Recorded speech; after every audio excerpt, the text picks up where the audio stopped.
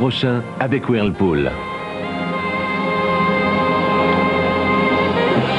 Whirlpool, le monde de l'électroménager.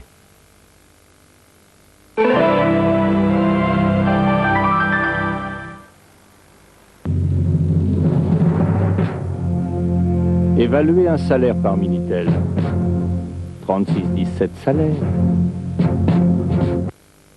Ne joue pas au soleil. Les Sunlight. C'est aujourd'hui. Les plus belles chansons des Sunlight en version originale. Messieurs comme Enfin disponible sur disque compact et cassette. Dino Music. Voxpax. Voxpax. Voxpax. Ceci est un médicament homéopathique. Demandez conseil à votre pharmacien. Bien dormir pour vivre mieux. Avec TF1 Vidéo, la méthode pour combattre l'insomnie et retrouver le sommeil. Dans la collection mode d'emploi, Bien dormir, une cassette TF1 Vidéo. Combien de fois ils vont encore me répéter? Voyez, la logistique, c'est où? C'est à vous de faire le plein. Qu'est-ce qu'il va bien pouvoir me dire pour s'en sortir? Il aura sorti son ordinateur, alors je sais lui dire. Oh, vous avez un nouveau portable, patron? Il va me répondre, mais c'est un PS2. Ah, bien votre portable. Un IBM, c'est tout. Nous aussi on en aura un? Oui, et vous aurez un Jerrycan en prime. Ah d'accord. IBM, c'est tout. C'est tout quoi? C'est toutes les micros.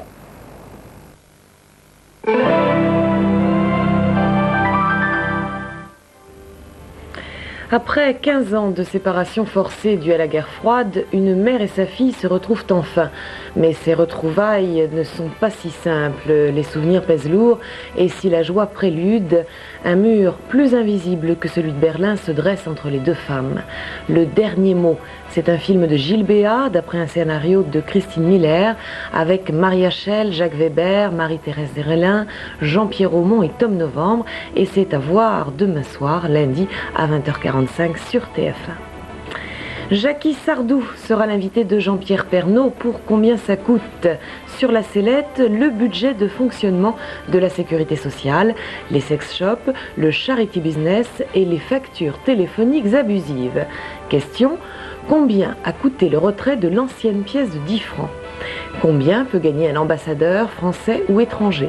Combien ça coûte? Rendez-vous demain, 22h25. Sport Catch à 23h35, Jean-Louis Bernardelli et Patrick Tillet nous présenteront 5 combats dont un féminin, un programme musclé. Pour l'instant, le dernier journal, TF1 Dernière, en compagnie de Geneviève Gallet. Je vous souhaite une excellente fin de nuit sur la Une. Bonsoir.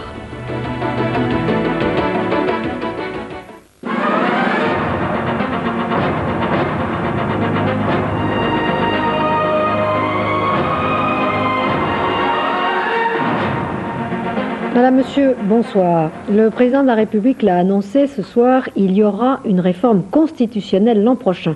Et une réforme d'importance puisqu'elle touche les domaines de l'exécutif, du législatif et du judiciaire. Je vous propose d'écouter François Mitterrand qui s'exprimait sur la 5. C'est un combat qui est pour moi très important. Alors, lorsque je vois un certain nombre de ceux qui ont été les auteurs, des défenseurs, un peu systématiques même, un peu passionnés, de la Constitution, des institutions telles qu'elles ont été votées à l'époque, Constitution de la Ve République, lorsque je les vois me demander à moi de changer ces institutions, j'ai envie de leur dire, mais venez, je vous en prie. Je leur dis, je m'en réjouis de voir que vous avez enfin réfléchi, vous avez même mis un peu trop de temps, il valait mieux réfléchir le premier jour que le dernier, donc vous êtes les bienvenus et avec vous, le cas échéant, ou sans vous s'il le faut, eh bien ces institutions, je les corrigerai.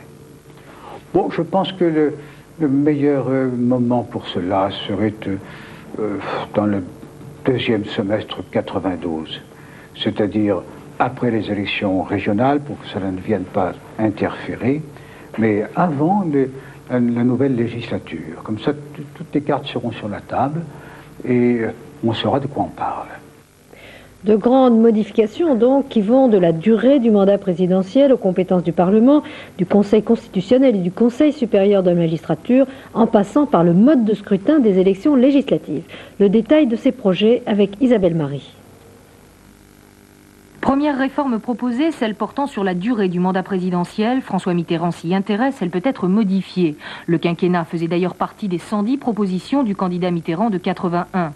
Le chef de l'État y a donc toujours été favorable, même s'il laisse encore planer le doute quant à sa propre attitude en cas d'adoption d'un mandat présidentiel à 5 ans.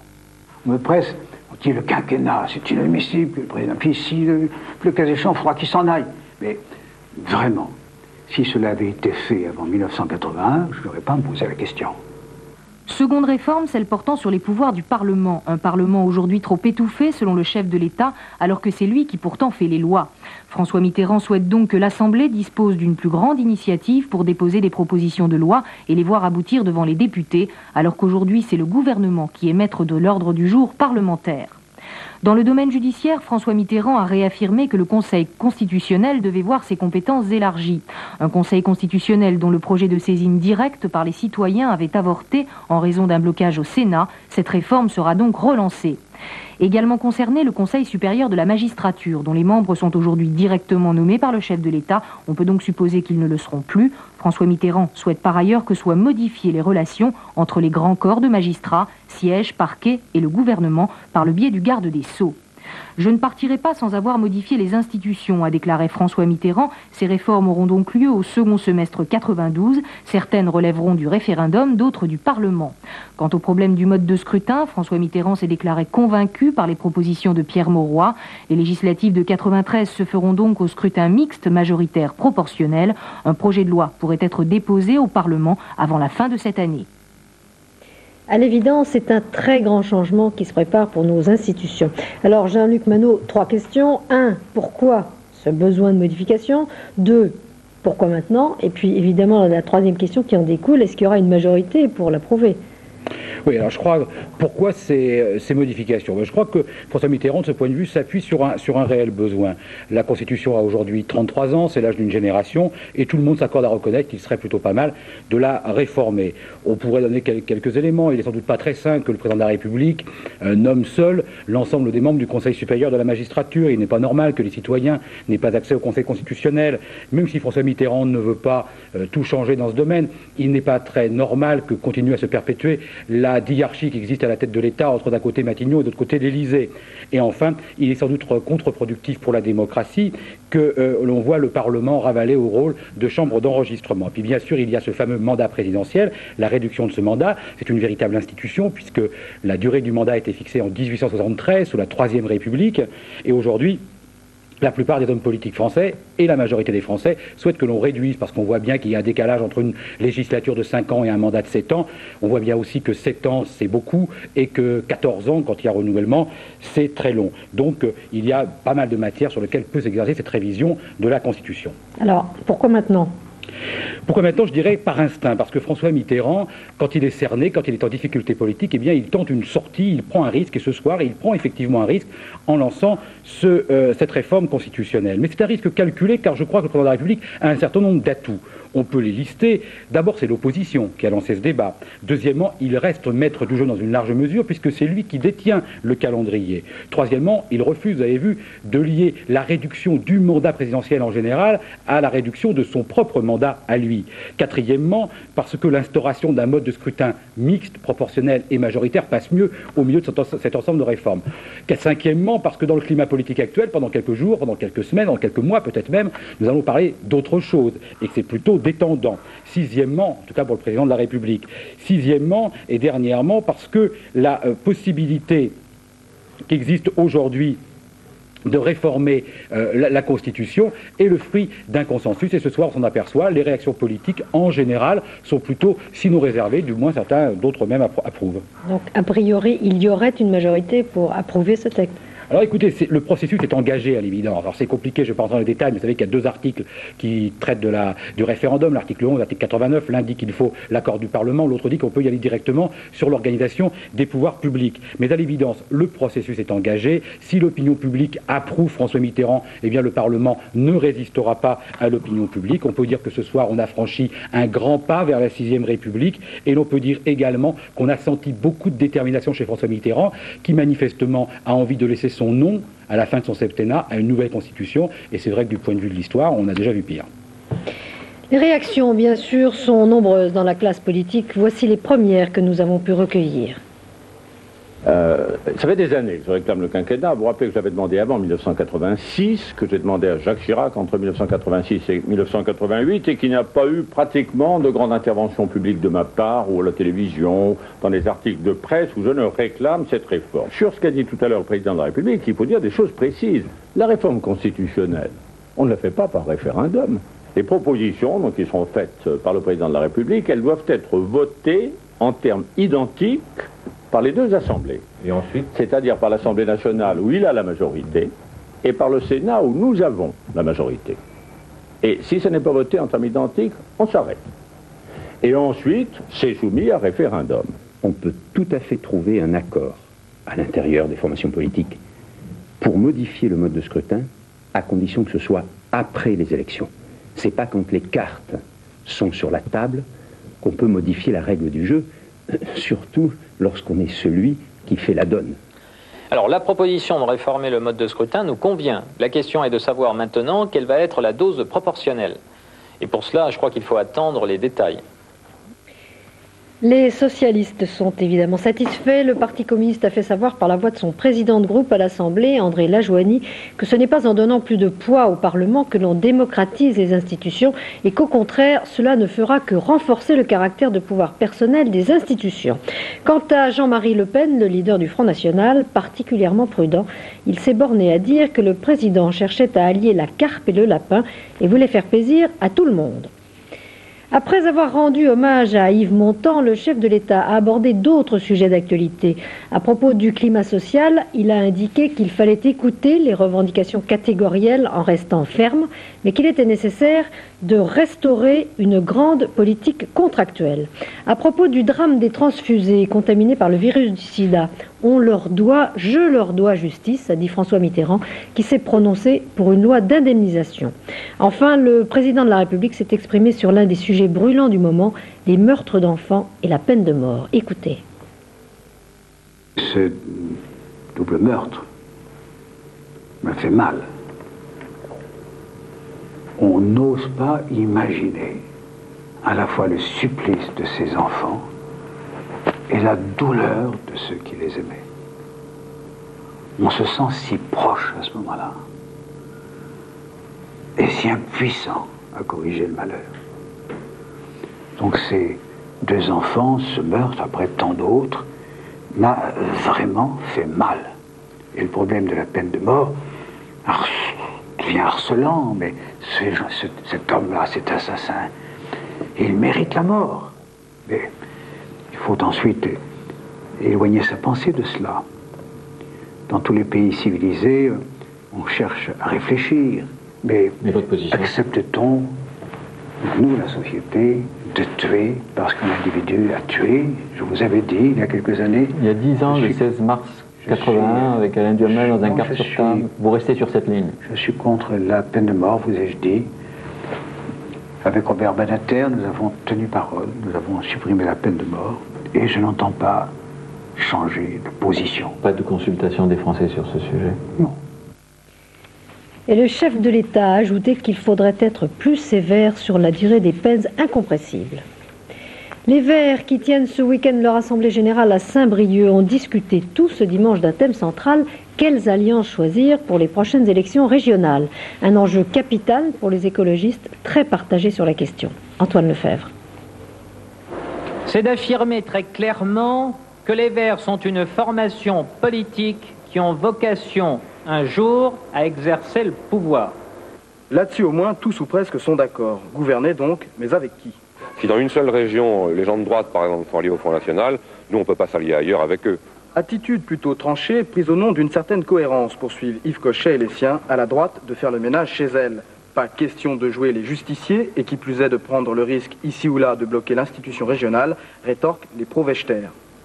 Poursuivis jusque dans les couloirs, les débats sont désormais conclus. Mais chez les Verts, tout se termine par un vote, et le dépouillement, lui, continue. Cela dit, tout semble indiquer que la méthode Wächter prenne le dessus. Des accords ponctuels et limités dans le temps avec la droite ou avec la gauche, autrement dit, du cas par cas, en attendant mieux.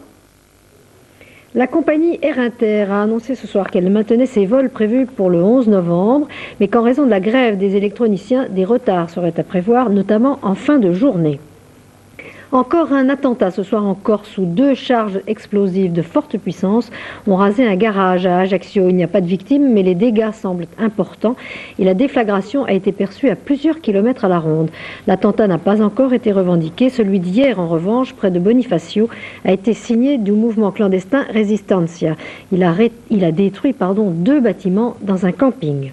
Enfin, 2 détenus se sont évadés la nuit dernière du centre pénitentiaire du Val-de-Reuil dans l'Eure, ce qui porte à 4 le nombre de prisonniers en cavale. Retour triomphal en Cisjordanie pour la délégation palestinienne à la conférence de Madrid qui avait fait escale 5 jours à Amman en Jordanie. Reportage de notre correspondante permanente en Israël, Marie-Claude Slick. Habituellement, le passage de Jordanie en Israël par le pont Allenby est un véritable cauchemar pour les Palestiniens à cause des interrogatoires, des fouilles au corps et des bagages. Aujourd'hui, on dit les délégués, tout s'est passé sans fouille et avec un minimum de questions. Peut-être est-ce un début de ces mesures de confiance réclamées aux Israéliens par les Palestiniens comme par les Américains. À Jéricho, première étape en territoire occupé sur la route vers Jérusalem, des milliers de Palestiniens sont venus accueillir le retour de leur héros de Madrid. Ce sont des jeunes essentiellement, ceux-là même qui, radicalisés par l'occupation, doutaient le plus de cette conférence de Madrid. C'est à qui essaiera de toucher, d'embrasser un des membres de la délégation au milieu des soldats chargés d'assurer la sécurité du bus qui ramène la représentation palestinienne. Les voitures militaires qui suivent le cortège ont été décorées par les jeunes de branches d'olivier. Dans un théâtre de Jérusalem-Est, devant une salle comble et enthousiaste, Faisal Hosseini, entouré par un important service d'ordre palestinien, présente l'acquis de Madrid. À Madrid, nous avons réussi à présenter au monde la position du peuple palestinien.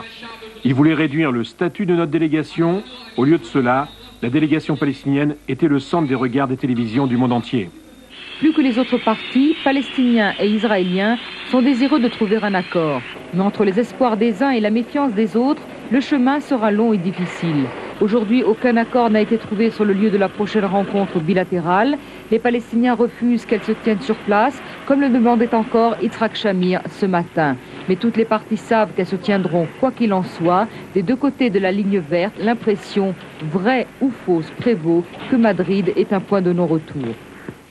La seconde étape du processus de paix où Palestiniens et Israéliens se retrouveront seuls face à face devrait débuter la 3e semaine de novembre. Les autres nouvelles du monde en bref et en images avec Cécile Landironi. Des funérailles dignes d'un héros national pour le magnat de la presse britannique. Robert Maxwell a été enterré à Jérusalem après avoir reçu un dernier hommage de centaines d'Israéliens, dont le Premier ministre Yitzhak Shamir et le président Haïm Herzog. Certains ont évoqué l'hypothèse d'un suicide, exclu par sa veuve, qui estime, elle, qu'il pourrait avoir été assassiné par l'un de ses ennemis. L'offensive yougoslave s'intensifie autour des villes stratégiques. La marine et l'artillerie ont pilonné Dubrovnik. La population vit en permanence dans les abris et les autorités ont décrété la mobilisation générale. Violent combat également à Vukovar, où plus de 25 personnes ont été grièvement blessées. La ville est sur le point de tomber aux mains de l'armée fédérale, qui a déjà pratiquement atteint le centre-ville. Poursuite des actions de résistance contre la proclamation de l'état d'urgence par Boris Yeltsin dans la République autonome de Tchétchéno-Ingouchie. Des manifestants nationalistes se sont rassemblés dans le centre de Grozny et ont bloqué le principal axe ferroviaire. Pendant ce temps, à Moscou, le Parlement de Russie s'est réuni pour débattre de ce décret. Et Boris Yeltsin a été soumis à des pressions, le chef du KGB russe allant jusqu'à qualifier d'erreur dramatique sa décision d'instaurer l'état d'urgence. Les obsèques d'Yves Montand auront lieu mercredi matin au cimetière du Père-Lachaise à Paris, là où repose Simone Signoret depuis 6 ans. Toute la journée, témoignages et réactions ont continué d'affluer et devant son domicile, anonymes et célébrités se sont croisés du matin au soir. Antoine Guélaud. Toute la journée, les fans d'Yves Montand ont côtoyé les badauds, venus nombreux rendre un ultime hommage au papet devant son dernier domicile parisien du quartier latin. Chacun à sa façon. Certains ont déposé une gerbe de fleurs au pied du 114 boulevard Saint-Germain, anonymement. D'autres ont préféré laisser une trace écrite de leur passage sur des livres de condoléances. Aujourd'hui, tous partageaient la même émotion. J'étais très émue, je le connaissais beaucoup par ses chansons, ses films, je l'aimais beaucoup. On ne le remplacera plus, il est irremplaçable. on est triste. Et c'est pour ça que je suis venu ici pour voir, pour faire un hommage un peu comme ça. À côté des anonymes, les vedettes de la télévision, Anne Sinclair, Bernard Pivot, Christine O'Krent, ici avec Georges Semprin ou Michel Drucker. De la chanson, Lynn Renaud ou Patrick Bruel. De la politique, ici le ministre Georges Kiechmann.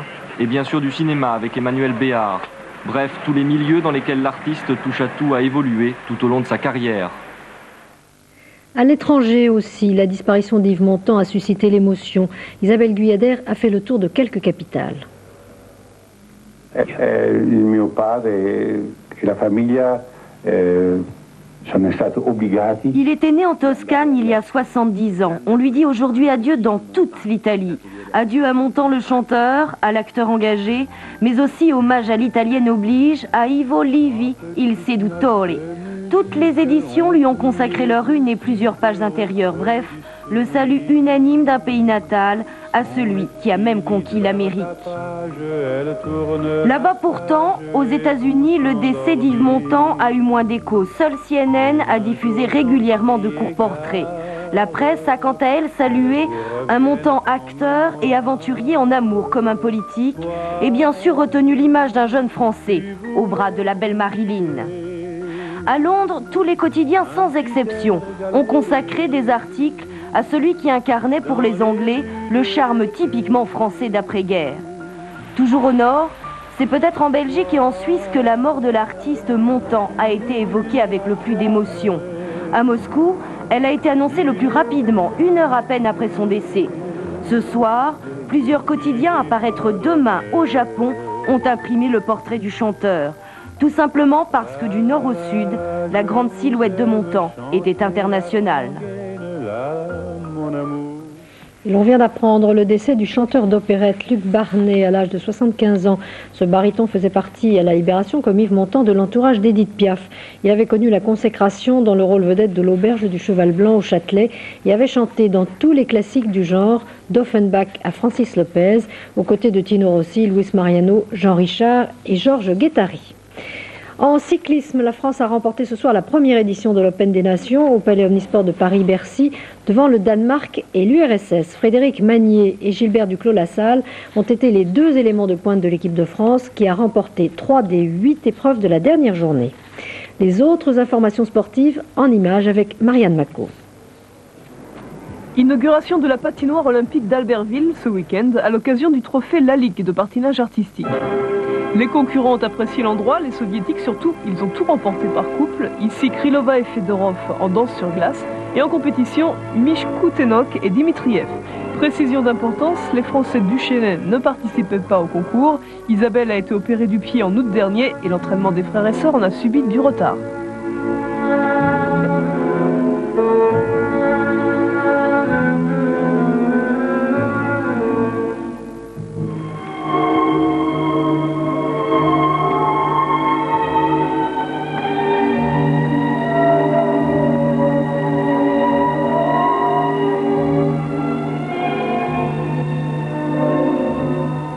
Hier, en individuel, Surya Bonali, la Française, n'a terminé que 5e à cause de 2 chutes dans son programme libre.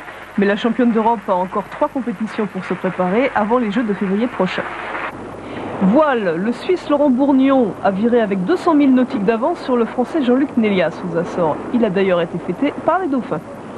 Laurent Bourgnon n'a pas fait que virer aux Açores, il s'y est arrêté car son bateau RMO avait besoin d'une petite réparation. Sa drisse de spi menaçait de rompre, 1 heure de bricolage a suffi. Il y a 100 ans, aujourd'hui, disparaissait Arthur Rimbaud.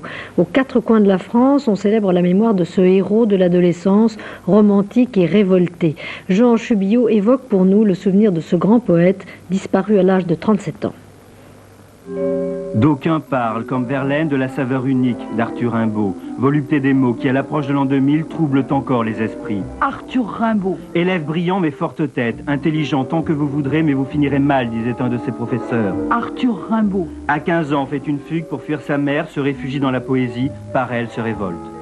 Bravant la société et l'œil des bonnes gens, au péril des amours les plus intransigeants, uraniste et poète, ainsi il a vécu.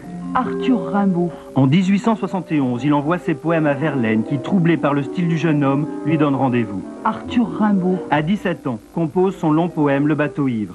Arthur Rimbaud. Une liaison homosexuelle le lie à Verlaine qui est mariée. En 1873, à Bruxelles, Verlaine, excédé lors d'une scène, tire sur Rimbaud. Il en réchappe, Verlaine est emprisonné. Arthur Rimbaud. Véritable mythe, Rimbaud symbolise toutes les souffrances. L'homme au visage de rebelle, par la suite sera négociant. Il voyage, loin, la vieille Europe, les Indes. Puis il devient aventurier. Il fuit, sans cesse, en Orient, dans la péninsule arabique. Ou encore vendeur de café ou d'armes.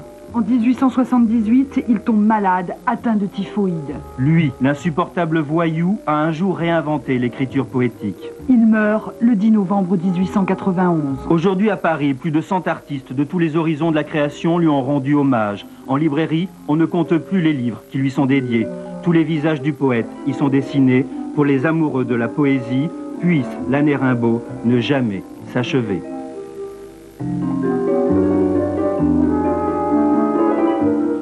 Ce journal est terminé. Dans un instant, les prévisions météorologiques présentées par Alain Gillot-Pétré.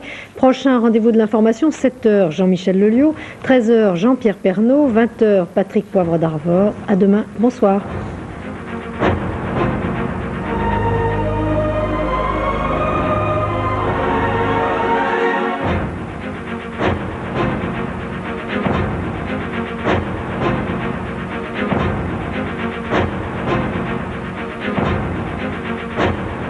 Les infos par téléphone au 36 6 5 4 3 2 1. 24 heures sur 24, retrouvez toute l'actualité. Les infos avec TF1 36 6 5 4 3 2 1.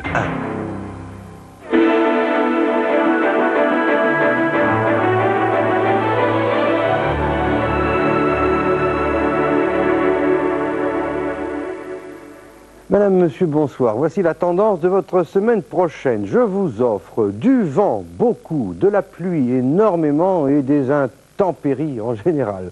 Regardez l'animation satellitaire, vous allez tout de suite comprendre. Quand on voit arriver des masses pareilles dans le ciel d'Europe, il n'y a rien de bon là-dessous, et surtout derrière, car nous allons rentrer dans un flux d'ouest très bien installé, avec au moins 3 perturbations qui d'ici vendredi traverseront tout le pays, d'ouest en est et du nord au sud. Voici la première. Vous la retrouverez demain matin ici sur un très grand quart nord-ouest avec des vents de 70 à 80 km par heure de secteur sud-ouest en rafale. À l'avant, beaucoup de nuages, mais un peu moins sur le midi. Vous avez vu le subtil dégradé en partant de la Manche jusqu'à la Méditerranée. Vous partirez de la pluie, vous arriverez au soleil. Pour l'après-midi, la zone de pluie intéressera, allez, la moitié nord, on simplifie, avec toujours du vent, et puis de plus en plus de nuages vers le midi, un peu moins sur l'Aquitaine et au pied des Pyrénées, et du beau soleil tout de même autour de la Grande Bleue. Les températures minimales s'échelonneront de 8 degrés ici à Brest, parce que l'humidité et la douceur océane seront là, avec un minimum de moins 3 degrés à Aurillac, moins 1 ici à Grenoble. Paradoxalement, le plus frais est dans le sud et pas dans le nord. Pour l'après-midi, alors, c'est le redout. Sur l'ouest, 10 à 11 à 12 degrés, voire 13 à Nantes, dans le midi 14 à 15 au sud-ouest, minimum 7 degrés à Aurillac, mais je vous rappelle qu'Aurillac est en altitude, un maximum de 16 degrés à Ajaccio. En revanche, il continuera à faire frais sur un grand quart nord-est, 9 à 10 degrés. Voici maintenant votre semaine, en commençant par la moitié nord d'abord. Alors demain, arrivée de la pluie. Mardi, deuxième perturbation avec du vent arrivant sur le nord-ouest, précédé tout de même d'un peu d'éclaircies qui suivront cette zone de pluie-là. Mercredi, alternance d'éclaircies, de passages nuageux, d'averses et toujours du vent. Jeudi, autre perturbation qui arrivera. Et là, les vents seront beaucoup plus forts de secteur ouest. Et vendredi, le vent se renforcera encore. Il est possible que l'on aille à la tempête. Et les températures fraîchiront comme vous le constatez. La neige fera son apparition sur les Vosges et le Jura. C'est pas du tout une bonne semaine. Vous avez des températures, elles sont vraiment frisquettes. Pour le sud maintenant, c'est tout aussi mauvais. Demain, ça va encore pour la Méditerranée, mais moins pour le nord de la zone. Mardi et mercredi, j'ai simplifié, c'est du mauvais temps, c'est de la pluie et c'est du vent. Jeudi, une nouvelle zone de pluie arrivera, là aussi sur le midi, précédée d'éclaircies. Et vendredi, comme pour le nord, alternance d'éclaircies, de passages nuageux, d'averses, de pluie ou de neige sur les Alpes et sur les Pyrénées. Quant aux températures, vous les voyez, 13, 15, ça va encore, mais 12, ça n'est pas très cher payé. Bon, bah vous verrez tout cela avec Evelyne Delia. À la semaine prochaine, merci, bon vent.